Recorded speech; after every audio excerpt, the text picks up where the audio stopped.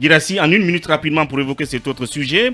Au ministère donc de l'Éducation, les enseignants contractuels qui bandent les muscles.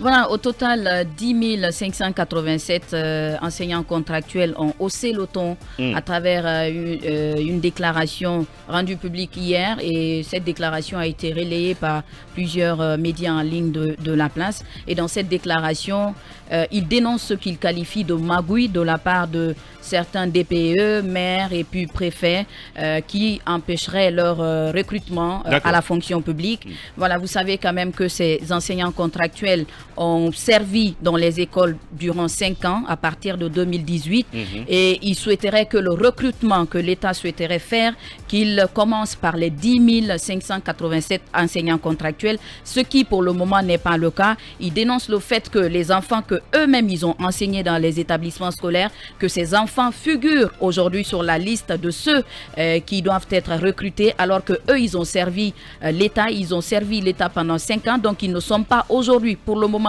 prêts à abandonner. Ils demandent au ministre Guillaume Awing de faire en sorte que le recrutement commence sur la base des 10 587 enseignants contractuels. Sinon, ils vont quand même dans les jours qui viennent rencontrer les autorités pour justement évoquer la situation, parler de ce qu'il y a lieu de faire. Mais sinon, si leurs revendications par rapport à ce recrutement ne sont pas quand même prises en compte, ils vont quand même employer d'autres moyens qu'ils n'ont pour le moment pas définis. Peut-être le seul moyen, ce sera de créer le vide, de quitter les salles de classe, et ce qui va créer sans doute un grand vide et des problèmes dans les salles de classe. Si on s'en tient au taux de réussite aux examens, il faut éviter cela. Malheureusement, on est pile à l'heure pour la pause, mais il faut rappeler tout de suite qu'après la pause, nous parlerons du dialogue politique. Le Premier ministre qui annonce pour bientôt, bien entendu, le lancement, sinon l'ouverture du cadre de dialogue, malgré que les facilitatrices